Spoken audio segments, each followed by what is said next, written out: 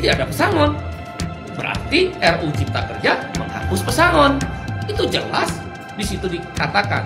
Bahkan penghargaan masa kerja dalam undang-undang sebelumnya nomor 13 diturunkan nilainya, dan penggantian hak buruh dihapus. Dibalikan kesepakatan pasti pengusaha untuk menolak.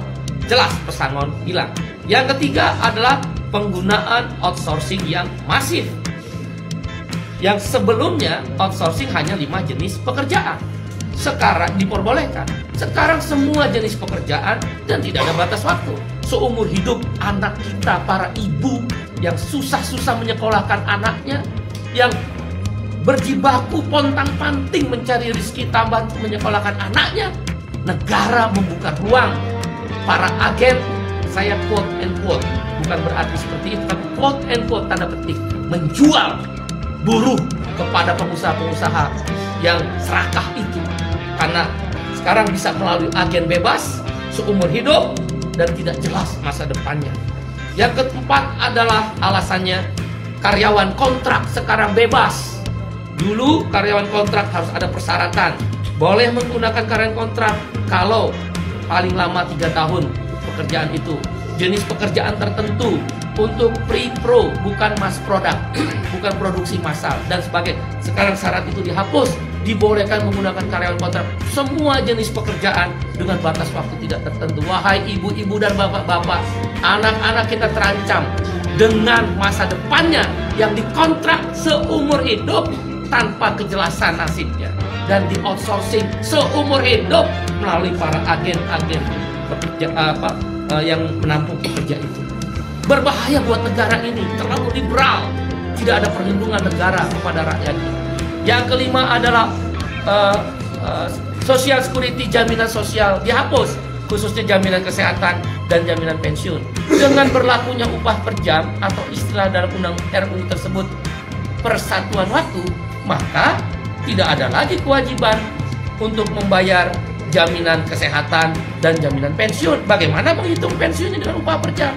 Ditambah dengan adanya outsourcing dan karyawan kontrak yang bebas, siapa yang bayar jaminan pensiun para buruh dan pekerja itu? Dunia pekerjaan Indonesia terancam, pekerja-pekerja lokal terancam. Ditambah yang keenam alasannya adalah tenaga kerja asing.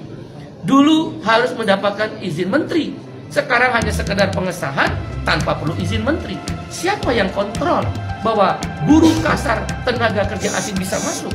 Sekarang saja yang ada izin tertulis menteri bisa hilang, bisa banyak orang buruh kasar tenaga kerja asing masuk.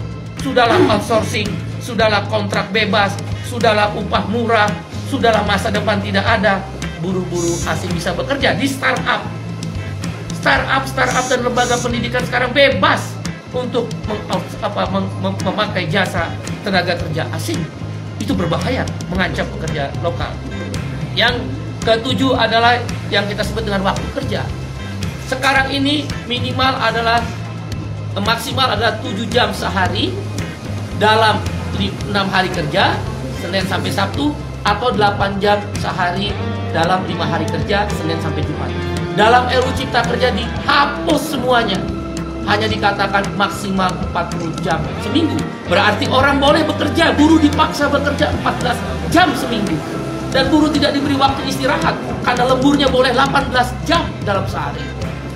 Dalam seminggu, maksud saya 18 minggu. Waktu kerjanya tidak lagi 7 jam atau 8 jam. Ini berbahaya untuk masa depan perlindungan kaum buruh. Dan hal-hal lainnya adalah sanksi pidana dihapuskan dengan RUU Cipta Kerja yang baru ini. Orang tidak bayar, pengusaha tidak bayar upah, tidak ada sanksi pidana.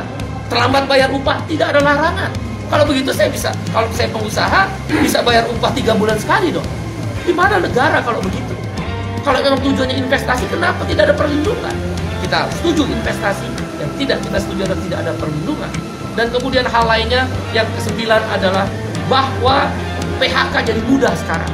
Nggak perlu lagi ada negosiasi dan perundingan dengan serikat buruh, langsung ke PHI dan PHI bisa langsung memutuskan, Pengadilan Hubungan Industrial.